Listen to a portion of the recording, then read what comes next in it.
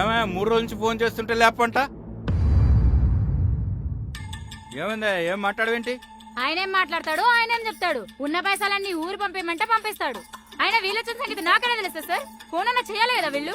మస్తు సార్లు ఫోన్ చేసినావు. చేస్తే మాకు తెలియదా సార్ వీళ్ళ మాటలు గాని?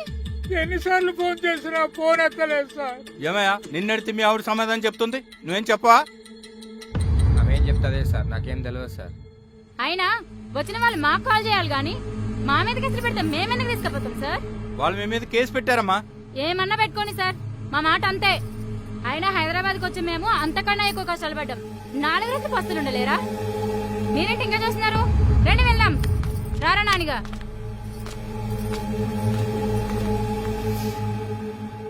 మీ కొడుకు తప్పేం లేదయ్యా, అంతా మీ కోడలదే. మరి ఇప్పుడు ఏం చేద్దాం లాయర్ గారు?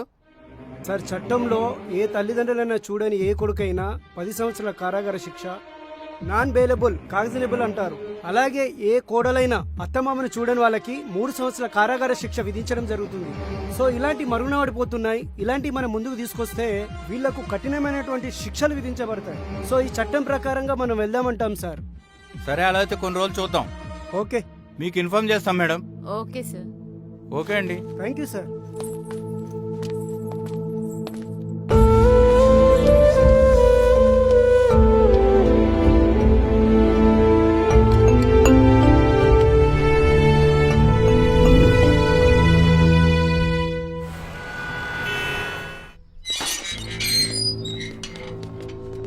రమేష్ మౌనిక అంటే మీరేనా? ఏమైంది సార్? ఎందుకు ఏమైంది? మీ మీద రామయ్య రమాక్క వారు కేసు పెట్టారు. ఎవరు పెట్టారు కేసు? మేమేం తప్ప చేసినాం? అదంతా మా తెలియదు. స్టేషన్ మేమెందుకు రావాలి సార్? 10 నిమిషాలలో మేము స్టేషన్కి వస్తాం సార్. ప్లీజ్ సార్, మీరు వెళ్ళండి. 10 నిమిషాలలో స్టేషన్లో ఉండాలి. వస్తాను సార్, 10 నిమిషాలు.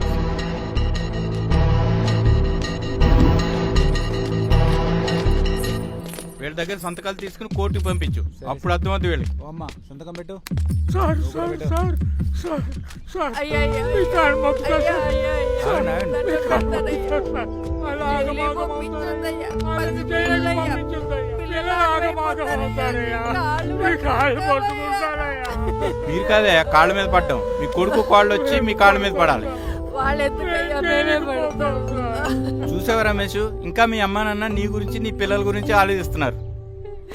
వద్దు తాతయ్య, మా అమ్మ నాన్న జైలుకి పంపించదు తాతయ్య, ప్లీజ్ తాతయ్య.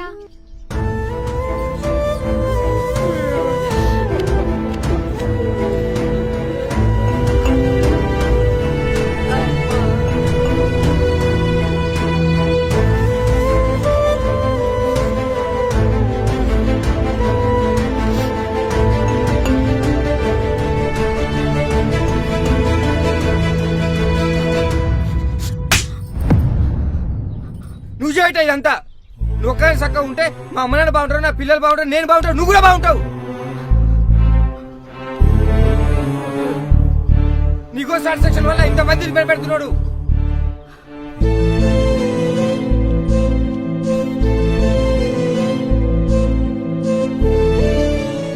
చూడమ్మా, కష్టం వచ్చిన ప్రతి ఒక్కరికి వాళ్ళ వాళ్ళ తల్లిదండ్రులే గుర్తుకొస్తారు. నీకు నీ తండ్రి ఎలా గుర్తొస్తాడో నాకు నా తండ్రి గుర్తుకొస్తాడు. అలానే వేరే వేరే వాళ్ళకి వాళ్ళ వాళ్ళ తల్లిదండ్రులే గుర్తుకొస్తారు.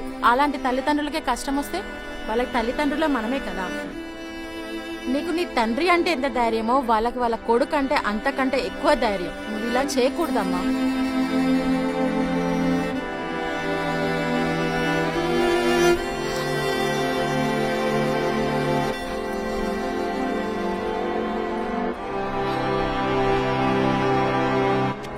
పెట్టండి. ఓ